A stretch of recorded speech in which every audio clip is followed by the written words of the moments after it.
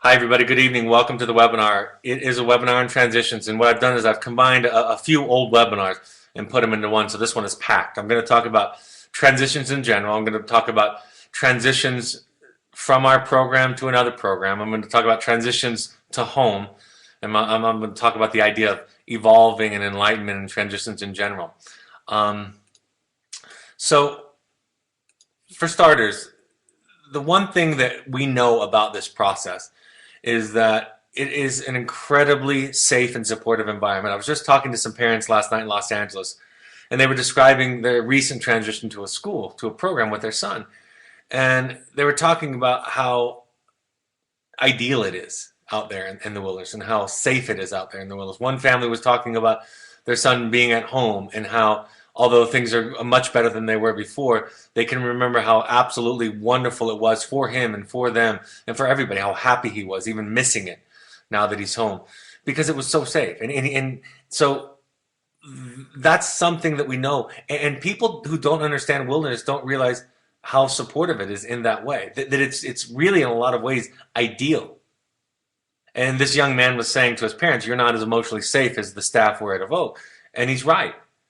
And I'm not as safe with my children. My children aren't as emotionally safe with me as my clients are, right? Because there's a different kind of relationship, and there's more baggage, and there's more issues there. So we what we know about this program, because of how high it can be, and how high they can achieve, we know that it's not always ideal for them to transition at their highest point. When I first started in wilderness, I liked that. I liked them transitioning at their highest point. It made us and me look good. And I realized that was not a benefit. That wasn't something that really helped the families out. It was nice for them to go through highs and lows while they're with us and to get to a really high point and then have a dip and have some regression so that we could deal with it. I could help the family deal with it, help the client, the student deal with it. One thing we do know from this process too, because there's, in wilderness, you're insulated, your child is insulated from you in some ways, is that the highs aren't that high and the lows aren't that low.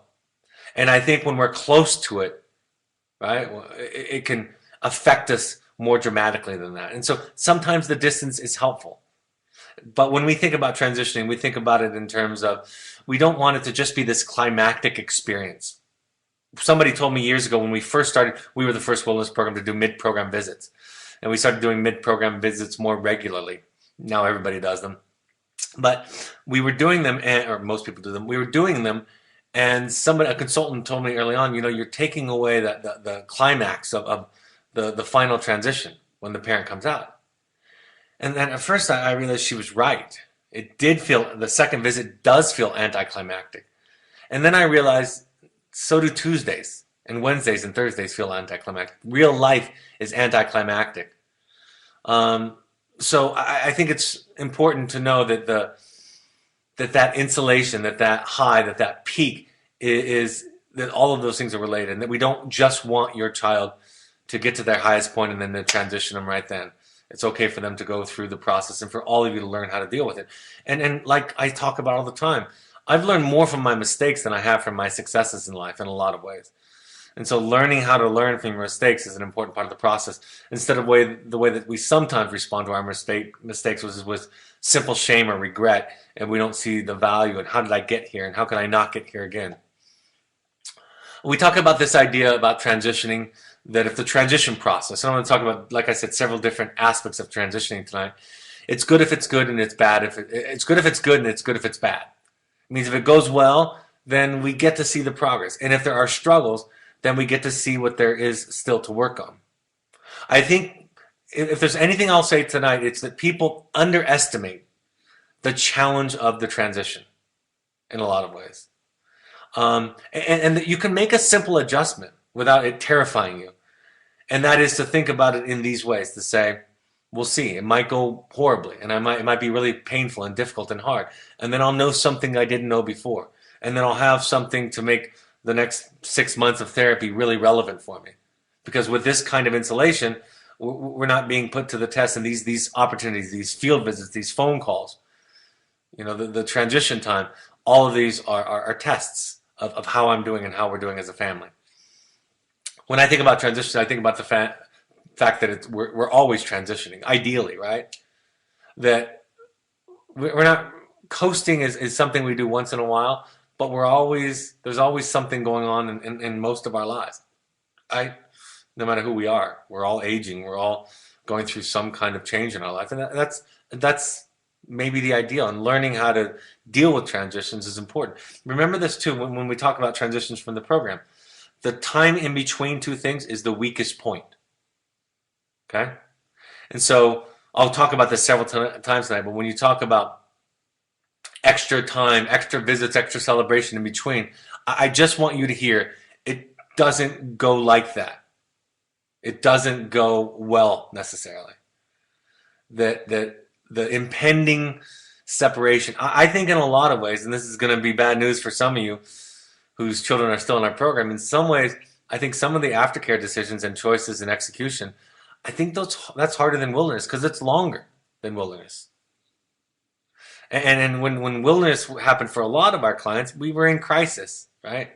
Things were unstable and it was a settling. It was also hard for a lot of us, but transitioning can be hard. It was harder for me when I took my son to his aftercare program compared to when I sent him to wilderness. And both of them, he wasn't too far away from me either. And in fact, the one that was harder, he actually was closer to me because he wasn't in the wilderness.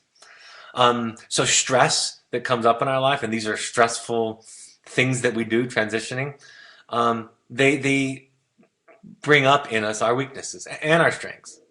But again, it's time to see what works, what doesn't, what we still need to work on, what's left for us to do.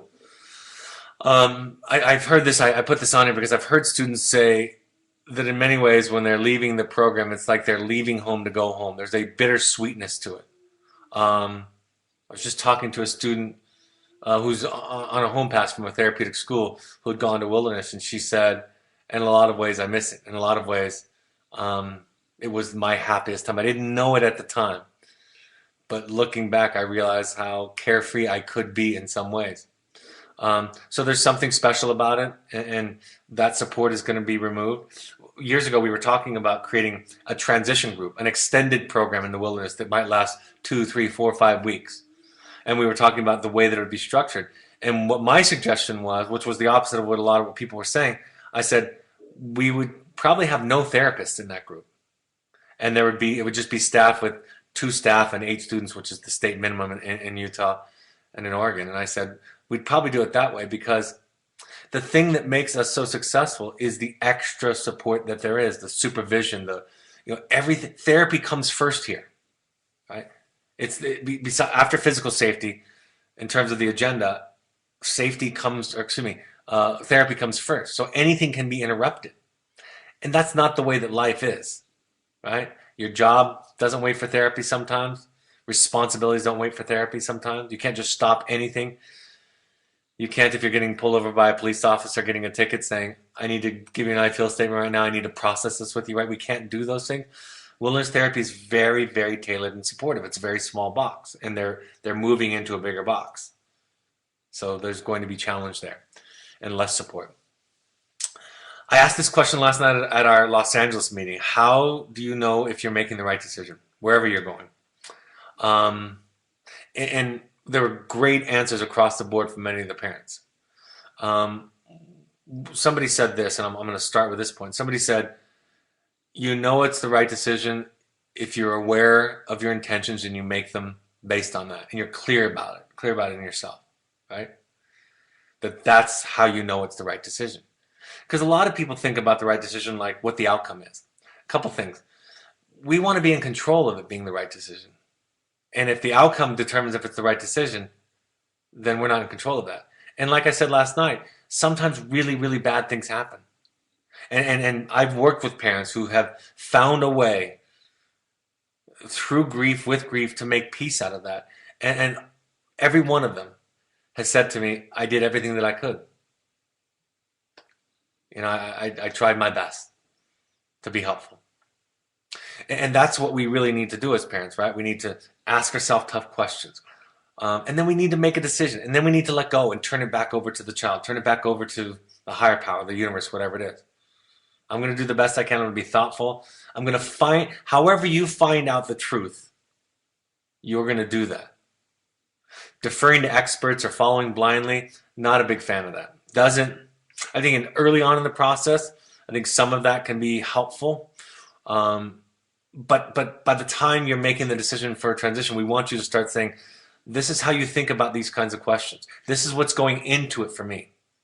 And then when you talk about that with your child's therapist or with your therapist, then that's when they can say, that way of thinking that you have, it doesn't quite work that way. If you can guarantee the outcome, then it's not about you. Excuse me, then it is about you. It's not about them. So intentions, knowing yourself, allowing yourself to go through a difficult process, and then turning it over. You know it's the right decision because you made it. That's how you know. And how you make it is the thing that's going to help you know if you made the right decision. My therapist said this not too long ago.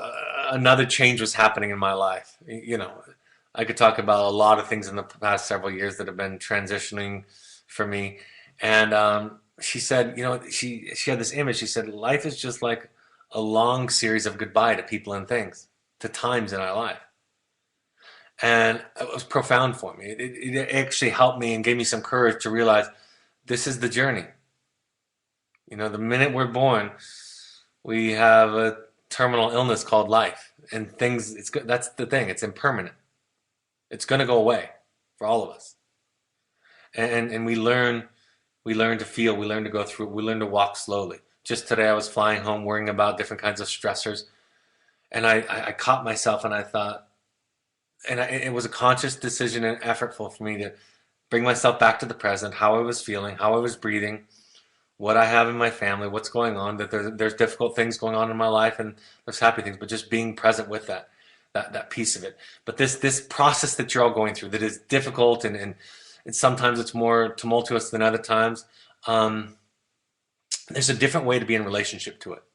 And that's our work, that's our journey, that's our project, is to be in a relationship with this process in a different way. Let's talk a little bit about logistics. Like I said, I'm going to bounce around with a lot of ideas taken from 3 different webinars. What the ending should look like. Should it be in the field with you? Should it be without you? Should it be unceremonious? Who should come? Let's talk about, your therapist will help you design one with intention. But I want to let you know that there are all these kinds of options. And in terms of who should come, the general rule is that the people that have been on the phone calls, bringing in siblings, bringing in other loved ones, bringing in people that haven't been on the weekly phone calls doesn't work. You spend so much time as a therapist in that process and a group of staff in that process at helping catch that person up that you lose the opportunity to do some of the work with the child that you want to do during that ending phase. So sibling visits, family visits, those are going to be best scheduled after they've settled into for a while their new setting, which I'll talk about tonight, that settling in process, because it's painful and bumpy for everybody in a lot of ways. Sometimes it can be unceremonious if the student is incredibly resistant, if it's an adolescent student and they're incredibly resistant. Sometimes, of course, if it's a young adult and they're not following the treatment recommendations, it can be unceremonious, which means that it's just a simple goodbye. But we try to be intentional. We try to give everybody a sense of closure, a sense of accomplishment to reflect on what they've done. Sometimes I want to talk about this a little bit with young adult transitions. We often, not always, but many more times do we have them go by themselves, have the parents come out for a visit and then they leave by themselves. And that can be bumpy too. I can think of a recent transition with a young adult with some parents that are on this webinar tonight. That can be a difficult process, but it's an important process and it's an important practice for them to own it, to take some ownership of it. If it's incredibly fragile and we can anticipate that, a sober companion, which is kind of like a transporter, but it's an adult and they don't restrain or do anything like that. They just sit with them and they keep them on track. That can do that. And I'll talk about adult transitions in a little bit later.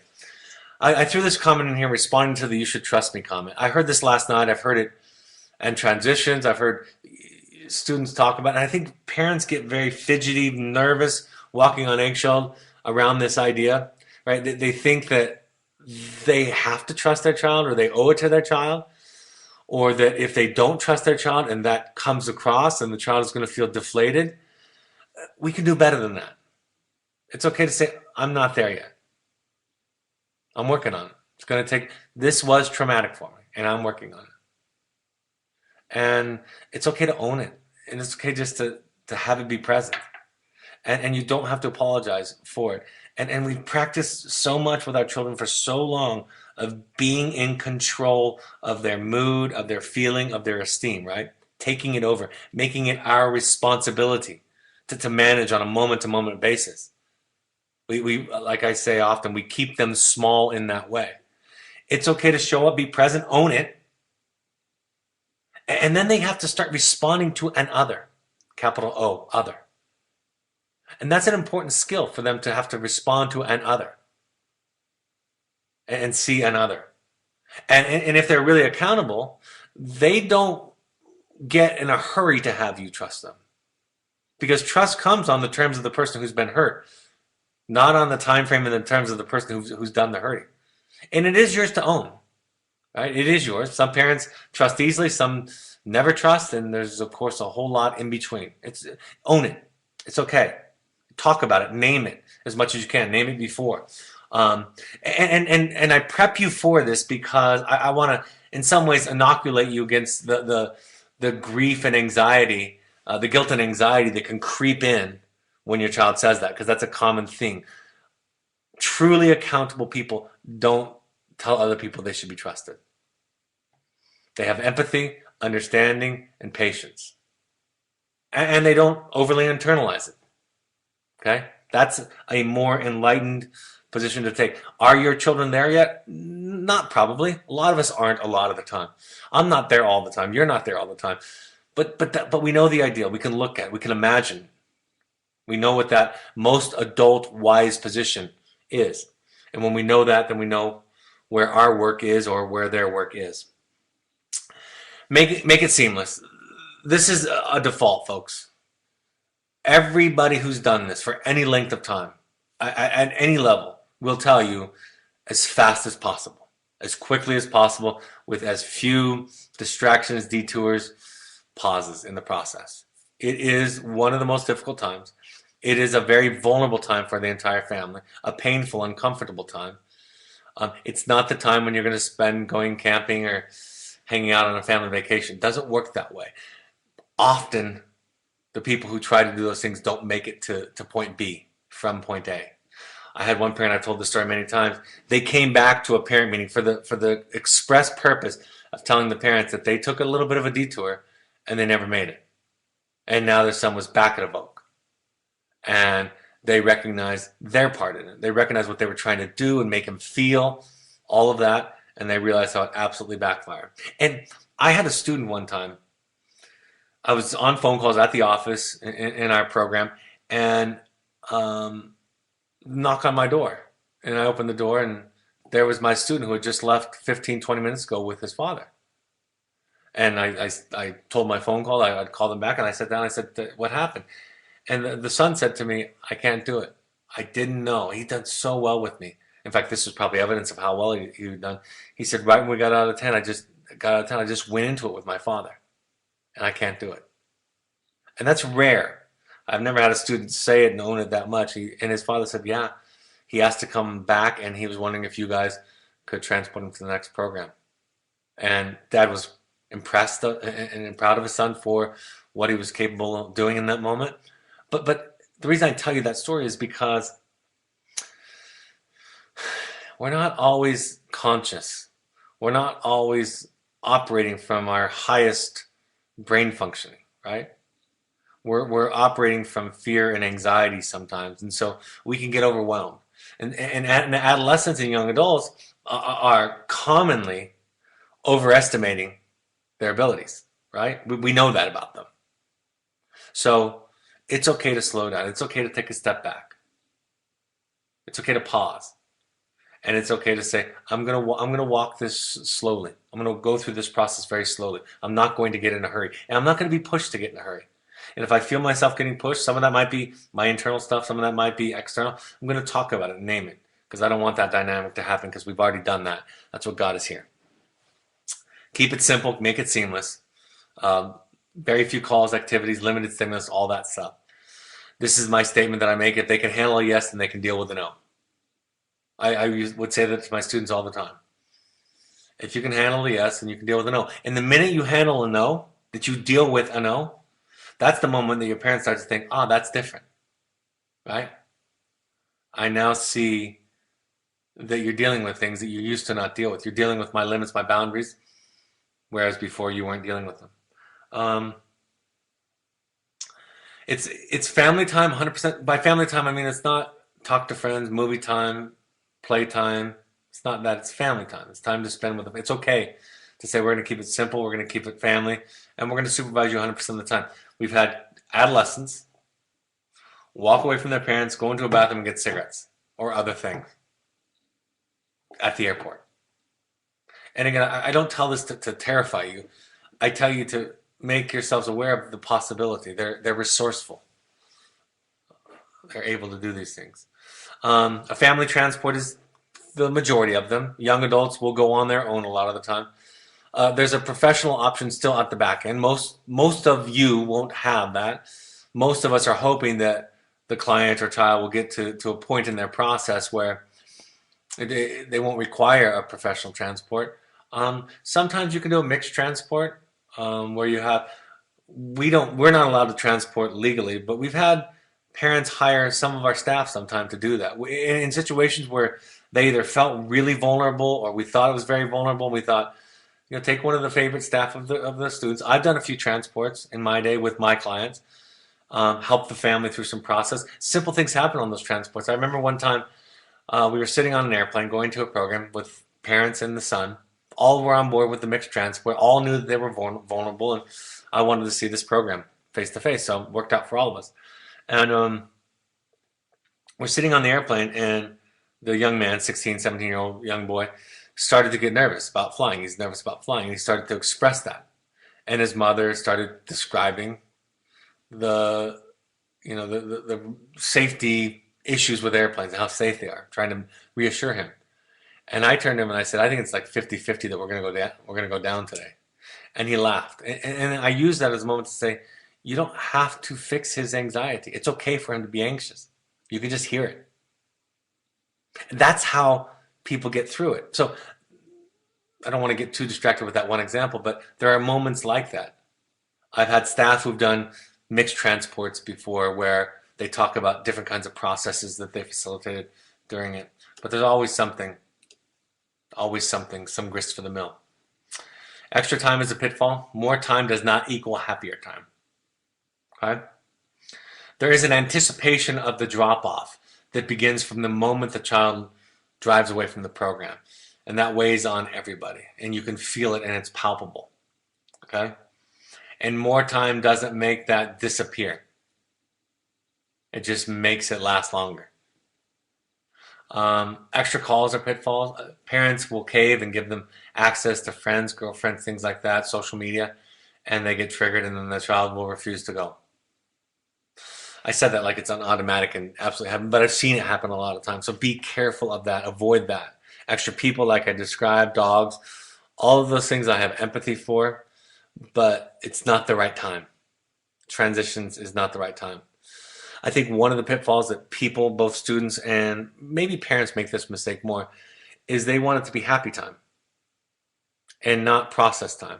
This is a job. This is a work time. This is not a vacation time. There will be some celebration, but that's not what this is about. This is about practicing and processing and walking away with either a real great feeling of having been successful and doing things differently as families and relationships, or stumbling back into those old things and realizing, gosh, there's a lot of work to do still in this process. And both are incredibly valuable. When I get a call from the kid and the kid's complaining about it on transport, his first complaint usually is, my parents are trying to make me happy. When I tell them I'm upset or anxious, they try to fix it and they don't listen to me. That's the most common kids' complaint about parents. When I get a complaint from a parent, it is, the kid is not happy. The kid is upset, or he's manipulating me, or she's manipulating me. trying to talk me out of it. And sometimes they are manipulating. And sometimes they're just not happy. Parents, I've seen it. I've been on the transports where a parent will say to the child, when the child gets quiet, "How are you feeling?" And the child will talk about feeling anxious or worried or scared or uncomfortable. And the parent won't let it be. Instead of saying what I think would be the ideal thing to say, "That makes sense. Thanks for telling me." So learning to do it differently and hearing about that common process. Hope that's helpful. Be prepared to come to work. Don't come to celebrate. That's the most important thing. Try to dig into some issues, but if you get stuck, you don't have to resolve every issue. You don't have to get to the end of the issue. So it's okay to work on it, and you don't have to do it all the way. Parents that want it to be happy time, people that want it to be happy time, they talk about nothing. They talk about superficial stuff because why talk about something that's going to possibly have conflict? So start that stuff in the field with the group, with the therapist as soon as possible. You don't need to be talking about it while you're hugging your hellos, but get into it and start talking about it. And look for an opportunity to practice and to learn. Be a student. You can't really cram, but please watch the communication webinar and the 8 tools for transforming relationships, just at least those. Watch those prior to coming to transition if you haven't watched them already. This is the real thing. This up to then, the phone calls, maybe even the mid-program visit.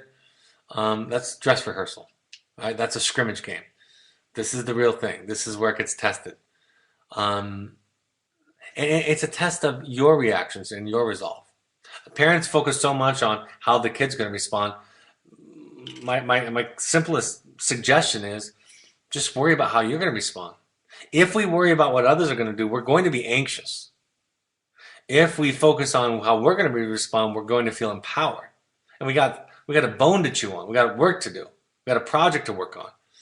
And our children need us to have projects to work on because they don't want to be the project their whole lives. Know and practice your I feel statements and listening skills. I wrote an article today, or some suggestions for some magazine, and they were asking for tips in a relationship.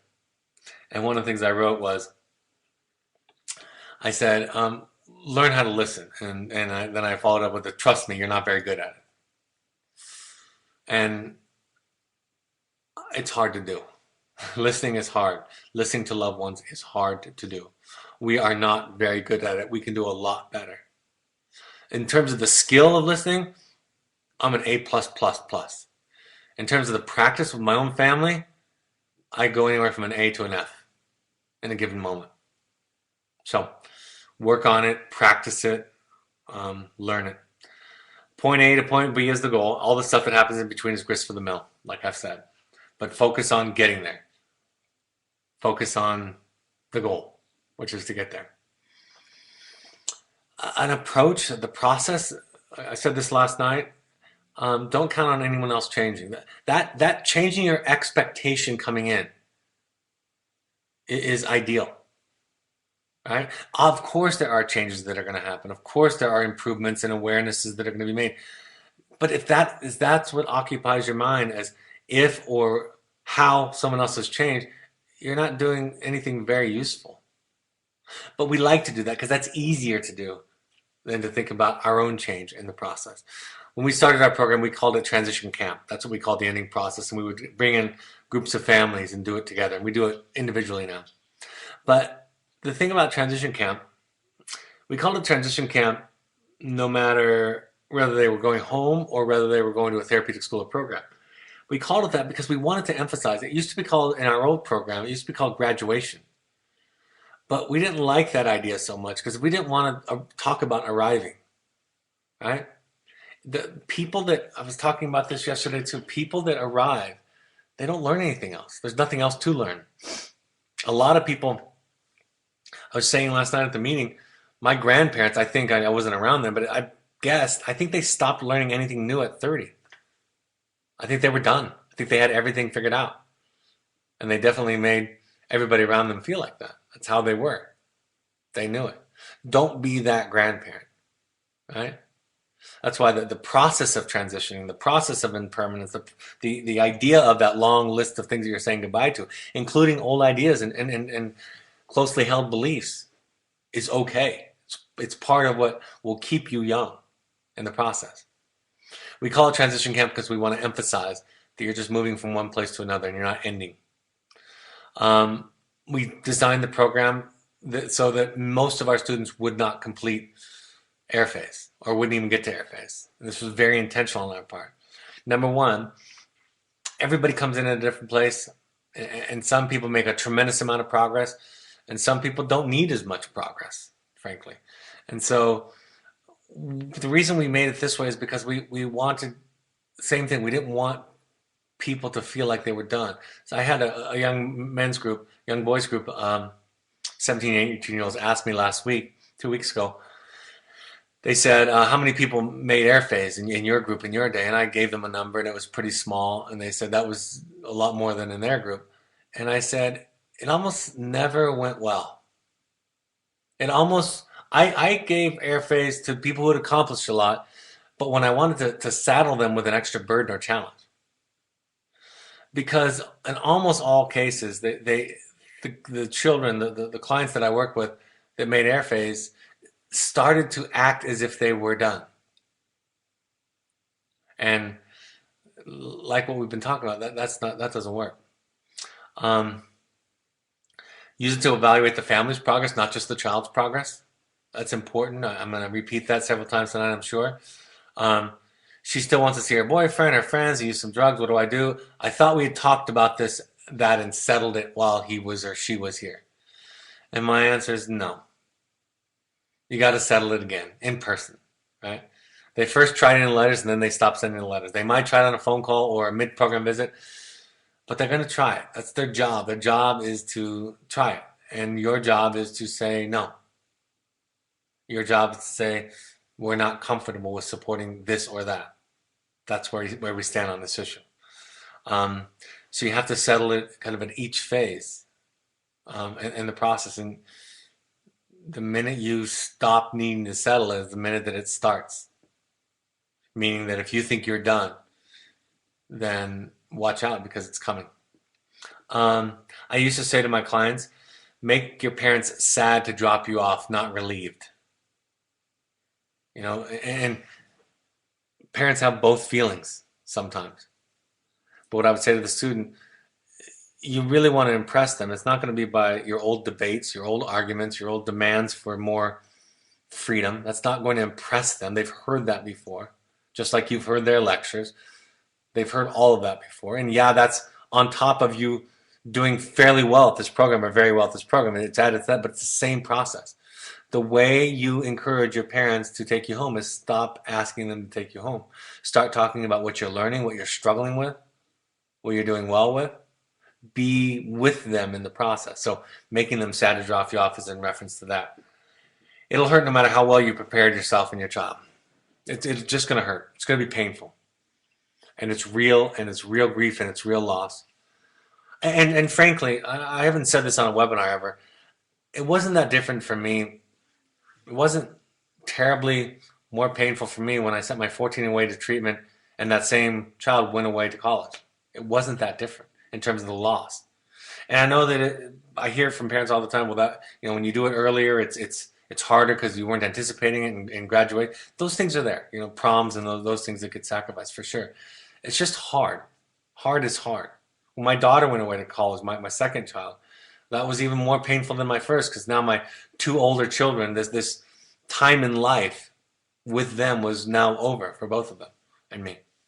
So even if it's a positive thing, there's still grief there.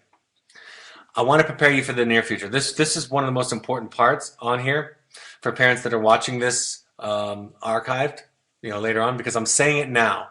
Long before I ever met you, long before you ever watched one of these webinars, I'm saying it to you. And then it's true. I'm not just saying it in response. There's going to be regression at the next step, whatever that next step is. There's going to be regression. I use the juggling analogy. If you can juggle 3 balls, some of you can juggle 3 balls, I can juggle 3 balls. And then you give me 3 more balls. I can't juggle 6 balls. I'll drop them. That doesn't mean I forgot how to juggle 3, but I have more balls now. and it's a new skill. It's a qualitatively different process to juggle 6 balls versus juggling 3 balls. So more freedom, more temptation, more exposure to people, stressors, all that stuff. It's going to be difficult. So expect regression. Expect it to happen. Look at yours. Focus on yours as much as possible. But there's going to be an adjustment. People think, even the most desirable aftercare settings that we've seen, even home, students, clients fantasize, parents fantasize that the more desirable the setting is, the better it's going to be. It's not always going to be that way. Sometimes the more desirable setting, there are more freedoms and less of that structural clinical support that I was describing earlier. A bigger box, more choices, more struggle and difficulty, less support. School is going to be entered into the equation for a lot of them, for a lot of the individuals that are still in high school or college. That's going to come back, and that's going to bring stuff up for them. It's more like life. The next setting is more like life. Less, wilderness is fantastic. It's wonderful. It's dynamic. There's a lot of change. There's a lot of change in a short period of time. Therapeutic schools programs, transitional programs, it's more like life. It's less exciting. And there's less change to be happening. It happens over a long period of time. And we're trying to internalize those things and practice the ups and the downs and the mistakes and the setbacks. You have to balance therapy with the other spheres of life. And so, like I said, it's like the balls analogy. You have class, and many programs won't stop. If you act out in class, they're not going to necessarily spontaneously break out into a feelings group. Right? You're just going to get in trouble.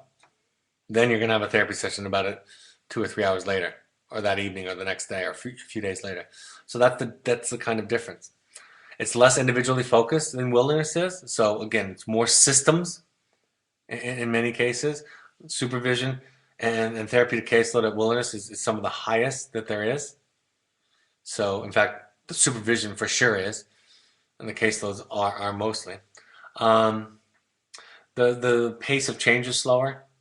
I think that insulation thing is big. I was talking about this with a couple of parents a long time ago, years ago. And they were talking about their young adult child. And I said, how's it going? And they described his weekend. They said on Friday he was feeling this in the morning, then this happened in the afternoon, and then he felt this way, and then Friday night he was this is the way he was Saturday. They described 2 or 3 different things from Friday to Monday. And I said to them, I had a relationship with them so I could get away with this. I said, you know too much about his daily moods. You need to know less than that. You need to step away. It won't do you or him well for you to know that much.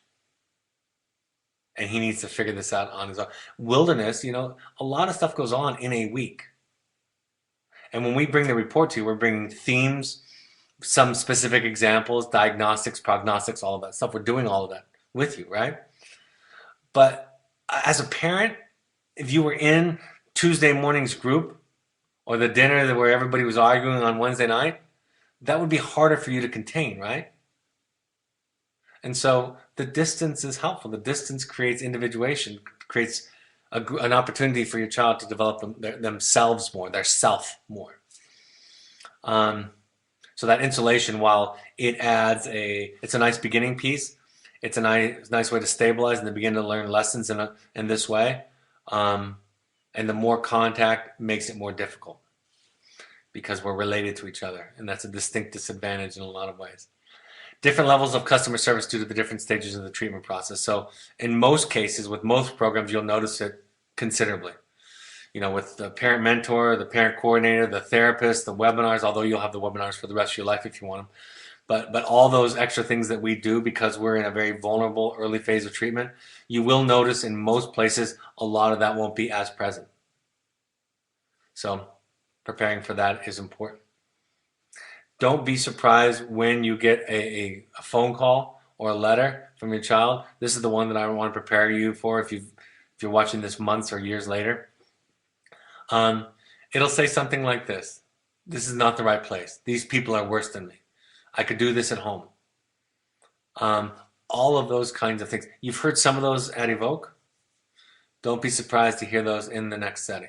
I always say if your child is in a transitional setting, and that was the level of care you decided on, and he or she is complaining about it, you don't move them, and you've come to the conclusion that it's not the right setting. It's not home or this. It's this or another equivalent. Right? If something's wrong with this program, which it's not, most likely, if something is wrong, then we're going to go to an equivalent level of care, right? But just knowing that it's going to come, just preparing yourself for that. It's a way to not engage. It's a way to retest you again. And so keeping yourself detached, listening, empathizing, setting healthy boundaries around how much of that discussion can go on, being as transparent with the treatment team at the new program or school about this so that you're getting that support, all of that is very important. You'll have phone calls with and without the therapist eventually. And that's a challenge, right? You're challenged more, they're challenged more, and practice it and bring that back to the sessions and talk about what you're doing well as a family and what you're not doing well. I think a lot of parents think about this in a lot of contexts. They think about getting it right versus becoming a student. When you come to my session, my family session, it's valuable, it's important that you not come simply trying to get it right. That you show up as honestly as you can, as authentically as you can. You try to use the new skills that you're trying to use, right? They're going to be as sloppy at first, not as graceful at first. But if there's something that we work on that you're struggling with, you're not in trouble. You didn't do it quote unquote wrong. That actually gives us all an opportunity to work on something real. Like at Evoke, when we go from no contact letters to phone calls to visits to transition, there's going to be increasing contact with home, more and more freedom, home visits. And those are like everything we're describing. It's a chance to practice all that you're learning, all that's going on. And come into contact with what you don't have, what you're not doing well. If your child is older, 17 or older, this might be the case with younger ones, but I'm specifically speaking to 17, 18, 19 and above. Home might never be the best place for them to continue their individuation and self-development. That's just the truth. It's usually not in those older students and young adults. It's not the best place. It's not the best place for you, not the best place for them. And we just know that from experience. I could explain it psychologically, developmentally too, but we just know it from experience. It's not that you are uniquely toxic. I don't consider myself uniquely toxic. I consider myself run-of-the-mill toxic. But at some point, the best thing for a child to do is to not live at home. And for these children, what they were doing before they got sent to us was they were saying, this whole thing isn't working for me. I'm not getting my needs met in ways that are okay. So I'm going to get them met in these other ways. So I just want you to hear that generality. So when you hear that recommendation, that it doesn't shock you, that it doesn't feel like an indictment on you specifically, but it's just part of the human condition that you're in. Go to meetings. Go to your 6 Al-Anon CODA meetings. Go to them. Find out how it applies to you. At first, a lot of this stuff, including meetings, they won't make sense. It doesn't apply to you. The people are weird. They're different. You don't need it. If nothing else, you go into a meeting, shows your child, models for your child what it's like, what they have to do, which is they have to walk into meetings and circles and rooms in therapist's office and talk about themselves, sometimes in front of people they just met. So if nothing else, it gives you empathy for what they are being asked to do. Go to therapy. And I wrote this in that article that I was contributing to today. Also, I said to go to therapy. One way to create lasting relationships is to go to therapy. And this is not for people who are in trouble or struggling. And I wrote after that, I said, trust me, you need it. Right? We all could use a little bit more therapy. And again, it's not an indictment. Doesn't mean you're uniquely crazy. It means you're run-of-the-mill crazy. And the key to good mental health is being able to see that craziness, to come into contact with it, to see our past, our history, how it affects us, what beliefs, what limiting ideas, what traumas it left us with. And again, all of that stuff doesn't make you insane. It makes you human. It is what you are. It's the people, even the therapists, by the way, that I work with or come into contact with. Those people who think I never need to go to therapy, especially therapists that tell me that, I'm just like, Wow. I would not want you to be my therapist if that's what you thought. Taking risks and learning, that's that thing about just showing up and being transparent. It's not about getting it right or not getting in trouble. Ask yourself, learn how you co-participate in problems with your child. Look at guilt and shame in your life because those are barriers to awareness. They're barriers to accountability, ironically. They're barriers to looking at and seeing the stuff in you that needs healing, needs work. Developing response flexibility is the idea by Siegel and Hartzell in the book Parenting from the Inside Out, where they talk about the more we can make sense of our life, our past, our history, our childhood, the more we can come in to understand it and the meaning that it made in us, the more flexible we can be in our responses rather than just knee-jerk and reactionary. Embracing the journey and walking slowly. I talk about all the time. I think for some of you and some of the meetings that we have, it's shocking. It's hard because we talk about the long-term journey, we talk about regression, we talk about all this stuff, and it can burst your bubble. And part of me says that's a good thing. We want to burst your bubble as soon as possible, as soon as you can handle it, because a bursted bubble means you're dealing with what's real, right?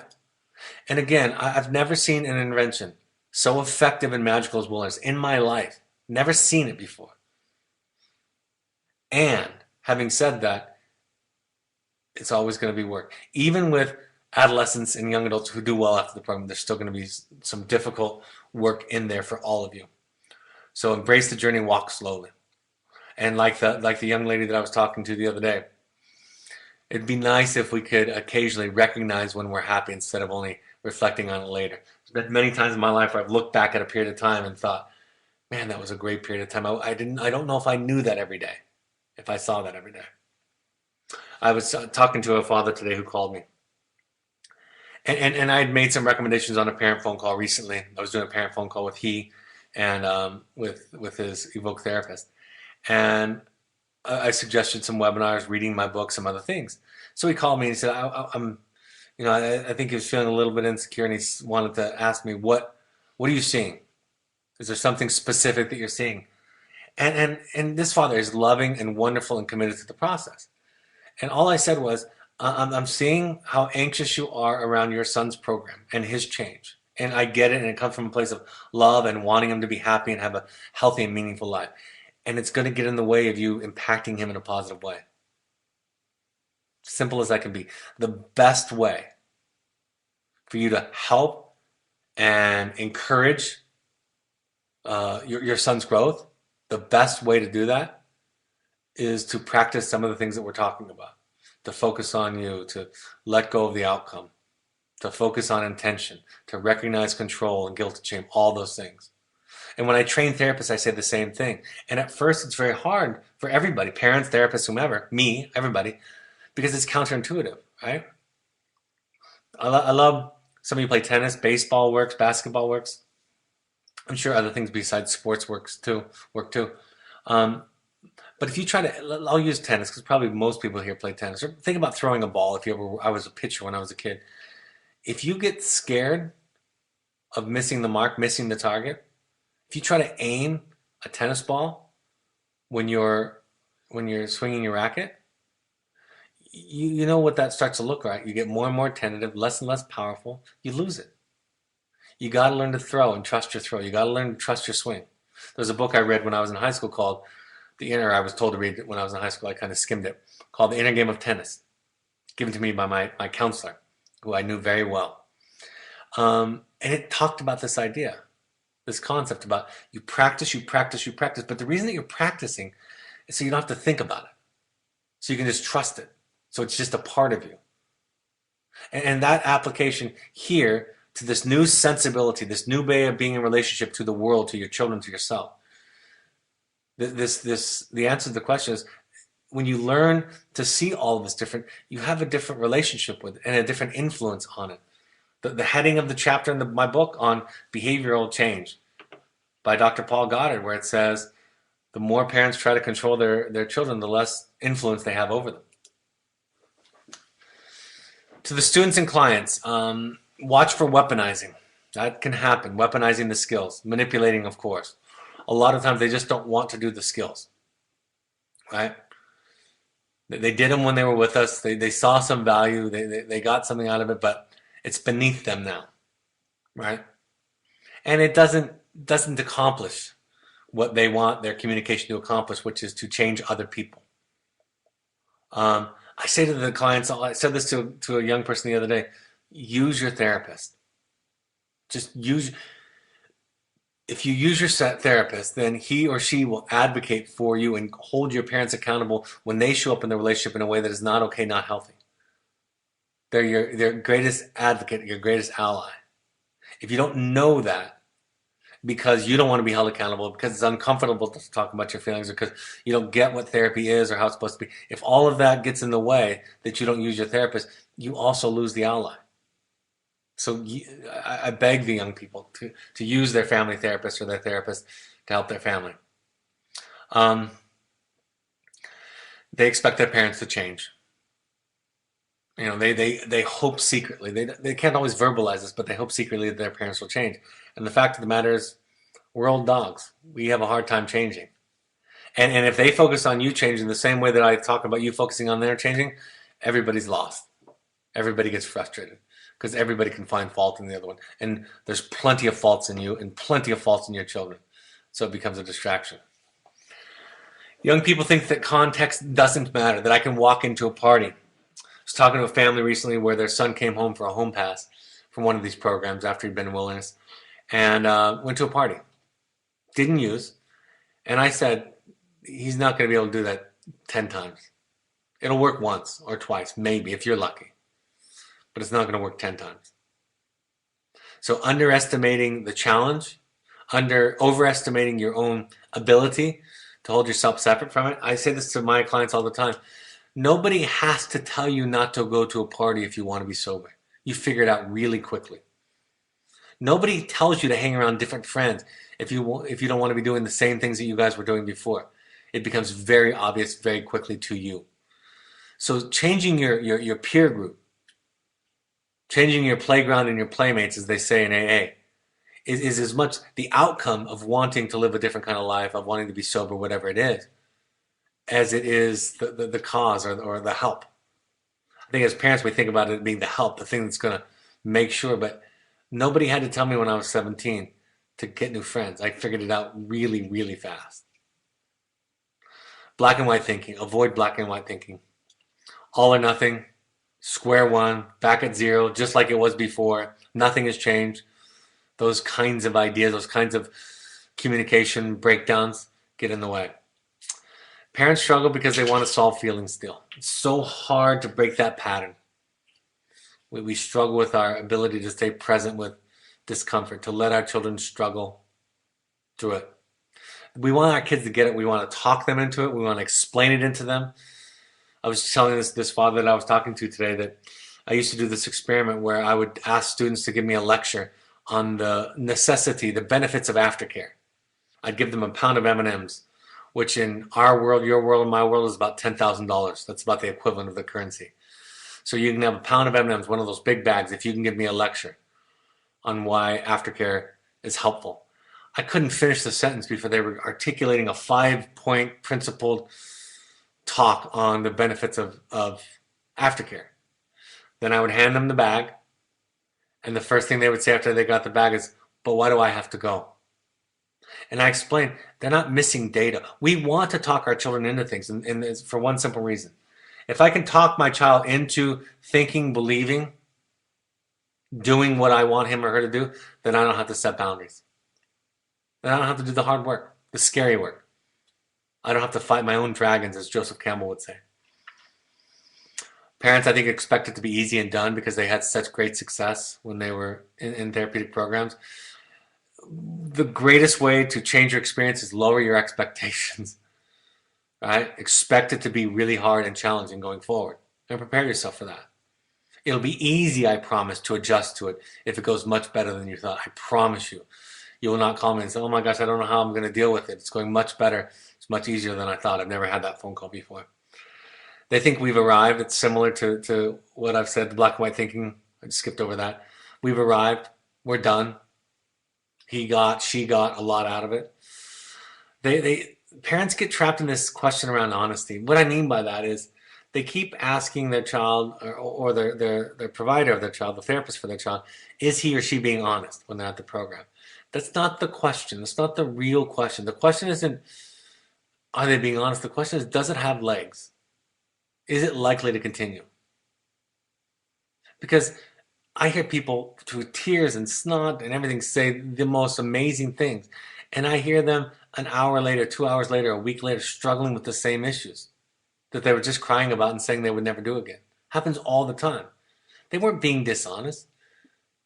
They were being unenlightened, not as aware as they could be. They were solving it with shame and guilt, likely, instead of with awareness and hard work. So it's not about honesty a lot of the time. It's about, does it have legs? Parents focus on what they can't control. That's an overarching, that's the serenity prayer. That's what Al-Anon and Coda are about. What can you control? What can't you control? For young adults, we often ask them to do it by themselves. It becomes a rite of passage, something they own. Transitioning to life challenges that come with being a young adult includes college, work, relationship, temptations, and moving toward independent living. Right? That's what they're going on into. Sometimes the 17 going to 18. That's happening. That's beginning. So that's what's we're thinking about.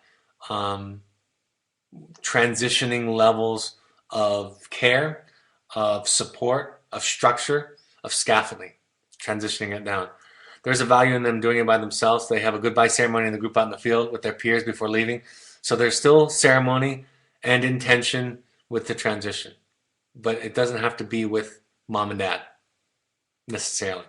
So be open for that. And then prepare for regression. That doesn't condone or excuse regression or relapse. It doesn't do that. It just, how do I say it? It normalizes it in a way that you react to it in a helpful way instead of a reactive way. Instead of a devastation, it's not a catastrophe. The most important point in treatment sometimes is right after a relapse. That's where you know where you're at. Right after a relapse or some significant regression. One of the parents that's on this webinar tonight at the meeting shared with the other parents of the LA support group that she shared with her son that she had regressed. She had a regression, a relapse. And her son told her she couldn't use that word, but we told her she could. But that was great work. I mean, that's the stuff we need to change the culture in our families, that I have relapses too. My lecturing can be a relapse. My yelling can be relapses. My shutting down can be, I can have all kinds of relapses. And if I start looking at that stuff, I make myself a project instead of my child, and that's better for all of us. And I'm more effective when I do that in encouraging change in him. Think about it as a journey, not a destination. They're not fixed. I talk about our aftercare bias. I'm going to go over about 5 or 10 minutes. Our aftercare bias, it comes out of experience. That's the answer. We didn't start in wilderness therapy, those of us who started this program, we didn't start thinking that aftercare was preferred. We thought actually going home after this wonderful intervention was preferred. Give it a try. We learned from experience. Experience taught us that often that isn't the best second step, next step after us. And when we moved from the program we were working on and we opened up the programs that are now Evoke, when we opened those up, we said from the beginning, we're going to position this intervention as a possible first step for most of our clients, period. And in fact, when we opened it up in 1998, it again changed the industry because wilderness was seen as maybe a 3-week, maybe a 6-week set length of stay, fixing kids, not starting a different journey. And we changed that. I talked about this a couple weeks ago on a webinar. Somebody who runs one of those aftercare programs where the parent has a parent coach and the child has a mentor, they describe 3 categories of clients where the student and the child, or the client and the child, the child and the parent is both motivated, they have a lot of success. When the parent isn't motivated and the child isn't motivated, they don't have any success. But if the parent is motivated and the child isn't, they have almost the same amount of success as they do when both are motivated. In other words, if the parent is motivated, they have success. If the parent isn't motivated, they don't. And there were rarely situations where the child was motivated and the parent wasn't. So They didn't even bring up that category. I was teaching a bunch of parents of elementary school age children, and the mother asked me, it was kind of preventative, like, what can we do so that we'll never have to send a child to your program? The first thing I said is stop thinking like that. But the second thing she said, for example, my 9-year-old who, he does his chores, but he does them with kind of a gloomy attitude, and he doesn't see how it fits into the big picture of the family. What do I do? How do I teach him that? And I say, you don't. You just require him to do it. That will come later. Right? They don't have to like it or agree that it's wonderful or see the big picture. That's I think where we get messed up. That's where sometimes our own wound is showing up in our parenting, because we want them to understand and like it instead of saying it's okay. Like, that learning comes later in the process. And that's where boundaries are more helpful for teaching somebody. I don't set them necessarily to teach it, but they're more helpful for teaching than is a lecture. Developmental expectations, they're not developed. Children aren't developed. They're not little adults. One of the things that drives my pet peeve is when people talk about young kids getting trophies for participation, and how I'm a sports fan, and so I hear this all the time. People are like, that's not right. It's not. A little child, an 8-year-old child who's playing soccer, is not a miniature 35-year-old person. Their brain is different. They have different things going on. The reinforcement for participating is okay at 8. It's okay at 16 and 18 and 25 to compete for a blue ribbon, right? It's okay, because ideally, if you've developed well by that point, your identity isn't completely consumed by failing or winning. So I think sometimes we end up just feeling resentful that our kids aren't. I know I did this with my young adult children for years. That I just wanted them to get. When were they going to get it? And I had to let go of that. They're not going to get it until they get it. It's probably going to be after they get out of my home, a few years after. And that's okay. And my resentment and my constant disappointed expectations of them was getting in the way of me parenting effectively. Right? I wasn't prepared for the consistent boundaries that I had to hold with them when I was doing that. I talked about the black and white thinking and communication skills are the two things that families who identify themselves as being successful 2 years out, those are the two things that are most commonly identified for them. The lessons from behavioral contracts. It's this idea. A lot of parents ask about behavioral contracts. I wasn't a huge fan of them. I would work on them sometime with my family, but the goal of a behavioral contract, it's for the parent, not for the child. It gives you peace of mind and clarity, helps you kind of go through a thinking process that's helpful. But I say this all the time. I've never seen a behavioral contract that was broken by a child where, when it was pointed out by their parent, they said, "You're right, I agree." Never seen that to this day.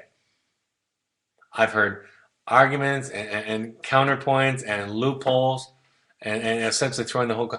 What a behavioral contract to do for you, it can make you know that you got clear and that you said what you needed to say, so that when it comes time to execute the boundaries that are in the contract, you don't second guess yourself enough. That's what it's for. It doesn't do the work for you. It doesn't do it. Your kid isn't okay with it when he or she breaks it and then you fall through with the consequences. They're still going to not like it. And I think a lot of parents want them to be okay with it. That's what they expect the behavioral contract to do. It does not do that in my experience. Focus on your disease, your relapse, your progression and regression, not your child's. All right, last slide. Go to meetings. Go to therapy. Take risks and learn. Continue learning. Look at your co-participation. Look at your guilt, shame, your response flexibility, and embrace the journey and walk slowly. Consistent messages. Do your work. And if you do your work, you get to change. You get the transformation. Your capacity enlarges. That's really what love is about. Right? Gandhi talked about this. He said, relationships aren't about loving someone that's lovable all the time. Going home, he said, is easy. Loving another's otherness is hard, and it takes sacrifice. And sacrifice brings transformation. Okay? So that's this work. That's what it's about. That's the invitation. And for me, in my experience as a therapist, as a human being, as a father, as I've done this work with you all, I have 2 take-home slides. Interesting. Um, I'll go over this one in just a second. My experience from this is that it's a better life. I like my life and my relationships better now than I did 10 years ago because of this work and what I've been doing with you all. Come ready to work, embrace the journey. Let's see how these take-homes are. Focus more on your work than the other ones. Grist for the mill. I think I've said all these somewhere else in this slide presentation too. I kind of was mixing a few old presentations like I said together, and so some of the slides doubled up. All right, I don't really have any time for live questions. If there's a pressing question, Michael, that was for clarification, I'm happy to take it. Otherwise, we can bump it to tomorrow night. And I want to talk about this for a minute too. For those of you that are on, I'm doing one. I'll describe that in just a second.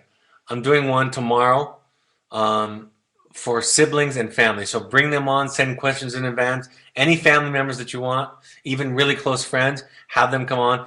I'll open it up to siblings, tell me their age and their question. And we have siblings, I've had siblings as young as 6 years old, all the way up to 30 years old. So one and all welcome, send in questions in advance or whatever. Response flexibility is the ability to respond from a thoughtful, intentional place than just from a knee-jerk reaction. You know, fight, flight, or freeze is from that lower part of the brain, the trauma response. It's the survival. Response flexibility is to be able to pause, think through it, make an intentional decision. It expands. All the choices are expanded when we respond with response flexibility. Here are, I'll just go over all these slides real quick. You're going to get the save the date, or you're going to get the invite here in the next week for the opening night gala of the play Wilderness on October 26th in New York. We're going to have a breakfast with a bunch of Evoke people the next morning. You can go to onguardarts.org to look at upcoming information, but the tickets go on sale today or tomorrow or the next day, and so we'll send out the invite when that happens. Go to see another play in New York, visit some family, do all that kind of fun stuff too. Intensives and workshops. So the intensives are for deeper work. Groups of 6 individuals or as many as 8 or 10 family members are okay. We can do multi-families too. So Heroic Journeys, we're going to do that one out at the Oasis with families. And then we have one in September, Finding You for any age adult, 18 or older. The parent workshops are multi-parent family experiential education. There's some activity, some teaching, some experience from it. You get to work with some of our staff and our therapists. And so we do them at both sites at different months so that there can be always one that you go to. You can also, if it works for you and it's the right site, you can combine it with a parent visit. We want all parents to go to these 12-step support groups, 6 of them while your child is with us. If you haven't started, start now. I talked about that tonight. Even if your child is graduating and you never did it, do it. The upcoming parent support groups, we are going to do Los Angeles again. We had a great time yesterday. We're going to do the same format. There's September 18th. In fact, I'm going to bring, next time it's going to be an interactive, instructive process instead of our usual breakout. We're going to give that a try. New York City, Wednesday, August 10th is coming up this week. Chicago, August 25th there. And then the Bay Area, September 19th. That's going to be at the Courtyard Marriott there in Larkspur, California. Follow us on social media for events, inspirational quotes, and so forth.